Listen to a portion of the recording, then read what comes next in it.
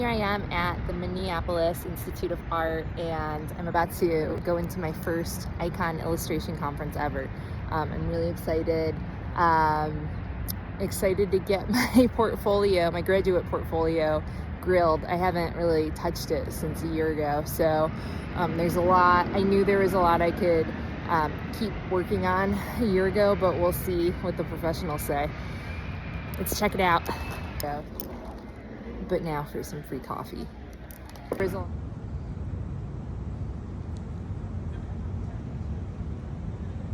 Meet someone brand new at a party or at a conference.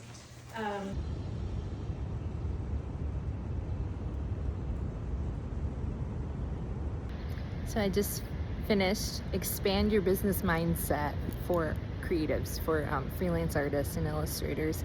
And it was pretty informative. I know something I personally struggle with is I have a lot of different styles throughout the years.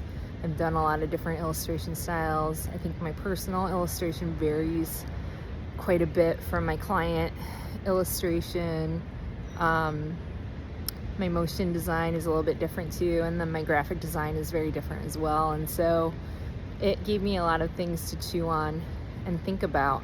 We talked about different types of engagement.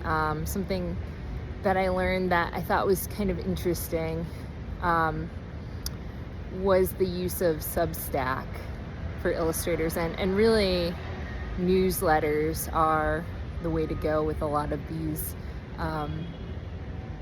channels for marketing illustration these days. I'm not entirely sold on that, and maybe this could be probably because I teach a lot of the younger generation. I'm in touch with the younger generation because of teaching, and I find that they are so embedded in social media still that I'm not really certain that that will be the future.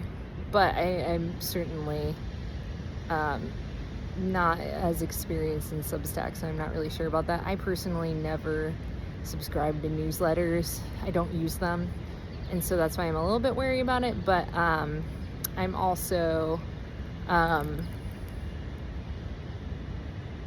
the mindset that my work, is from a lot of pavement pounding and finding clients through going to outdoor industry events, and not so much more corporate mainstream events. So there's something to be said about that as well. But we'll see. I'm going to experiment with Substack, so that's going to be the next thing we look at. We were talking about the fear of branding for illustrators, although most illustrators that I know have had some sort of foray into graphic design, and so they are familiar with branding or do illustrations for companies for marketing or branded illustrations. And so it can be a loaded subject. I think the hardest part for us though is, like me personally, and I'm certainly not the anomaly to this, is that a lot of illustrators or artists, creatives in general, just want to shift and evolve and grow. And so for me, I know I've always had a hard time with personal brands. Like, I can help other brands, but for myself it's hard because I do so many different things, and I feel overwhelmed when I feel like I have to stick within the parameters or boundaries of one sort of image. And so that's going to be something interesting. I'm going to head over to a portfolio review and get grilled. I'm going to see if they're going to let me record it. Hopefully I won't come out crying. No, I know it's going to be intense, but hopefully I get some good feedback. Stay tuned.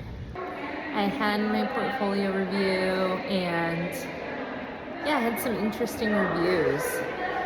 We'll divulge. I have to go to an AI lecture now. We'll see what I learn.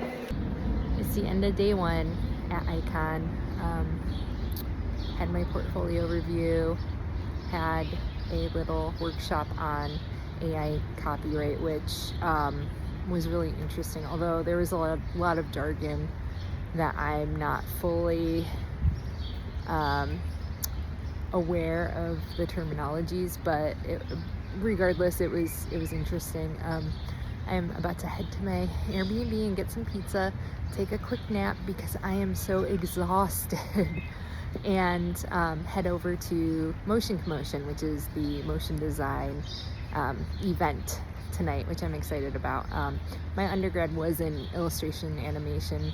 I switched to illustration, and I recently in my MFA program started doing motion design again, and I'm actually really excited to do a little bit more with that.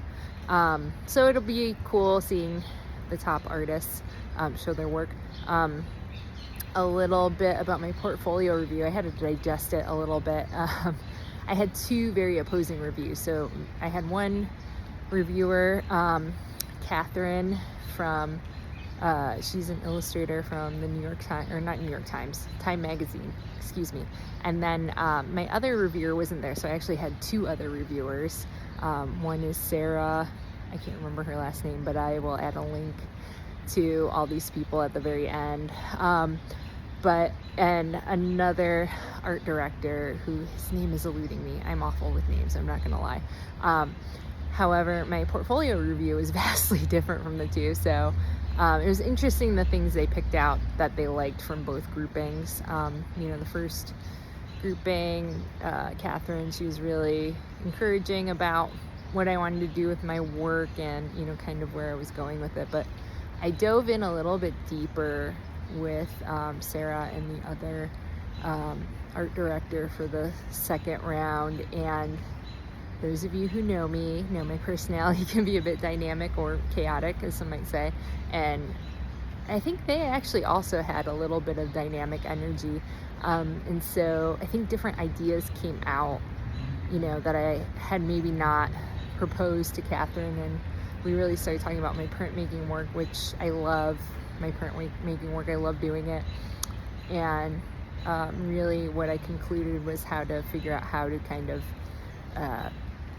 utilize that more as my style, and maybe instead of trying to pursue this career as an editorial illustrator, as a illustrator for other clients, like how to kind of make my own name with my own style in illustration, which is something that a lot of artists do. It's not something I ever tried to do, but we'll have to save that for a later talk. I have reasoning for that as well, that I can go into in depth later, but it was a really, really good day all in all. The copyright stuff was interesting, a lot of jargon, but we were lucky. We had someone from the Graphic Artists Guild there who had studied copyright law for years, so she was really up to date on a lot of things going on in our industry, and so that was also very interesting. I'm gonna have to expand on that later because I wrote some notes, and also I'm a little bit hangry and cranky and tired, so I will touch base back on that later. But I'm hoping to go to Motion Commotion. I've made a lot of connections, and which is what we need to do as illustrators, and I'll probably talk a little bit more about my portfolio review too when I'm a little bit more fresh. But I hope to get some thoughts from other creatives I met here on video too, so I will keep all of you up to date.